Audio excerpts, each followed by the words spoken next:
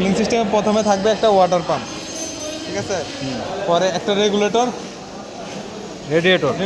একটা radiator, upper hose pipe, lower hose pipe, thermostat bulb, এর housing, thermostat bulb housing, এখানে থাকে thermostat bulb, এই যে এটা হচ্ছে থার্মোস্টার বাল্ব। তো এখানে আরও থাকবে pressure pressure bulb, pressure cap, এটা থাকে প্রেসার ক্যাপের মধ্যে আবার দুইটা জিনিস আছে, একটা হচ্ছে প্রেসার রিলিজ বাল্ব, একটা হচ্ছে প্রেসার ভ্যাকুয়াম বাল্ব। তো এখানে আরও এর মধ্যে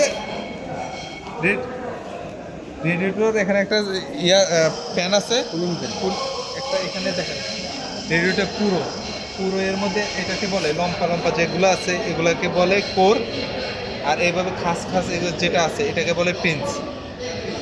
তারপরে এখানে আরেকটা জিনিস আছে, ডেন্নার নিচে, এখানে আছে একটা ডেন্নার, এটা দিয়ে পুরো কুলিংটা ছাড়া হয়। এবার কীভাবে কাজ করে,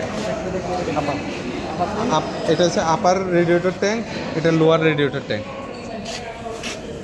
এবার কিভাবে কাজ করে, প্রথমত আমাদের ইঞ্জিন একটা নির্দিষ্ট তাপমাত্রায় যাওয়ার পরে, নির্দিষ্ট তাপমাত্রাটা কত, 80°C থেকে এটা থার্মোস্টার বাল্বটা খোলা শুরু করে। এত টেম্পারেচারের আগে থার্মোস্টার বাল্বটা বন্ধ থাকবে, 80° যখন পার হবে এ থেকে আস্তে আস্তে থার্মোস্টার বাল্বটা খোলা শুরু করবে। কুলেন্টটা লোয়ার হোস পাইপ দেওয়া থার্মোস্টার বাল্ব দেওয়া ইঞ্জিনে ওয়াটার জ্যাকেটে প্রবেশ করবে।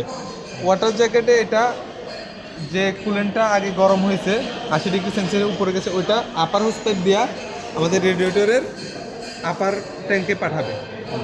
আপার ট্যাঙ্ক থেকে এখানে কোর এবং পিন্সের মাধ্যমে এখানে নিচে নামবে, এটাকে ঠান্ডা করতে সাহায্য করবে রেডিয়েটর ফ্যানের মাধ্যমে ঠান্ডা হয়ে এটা যাবে লোয়ার রেডিয়েটর ট্যাঙ্কে।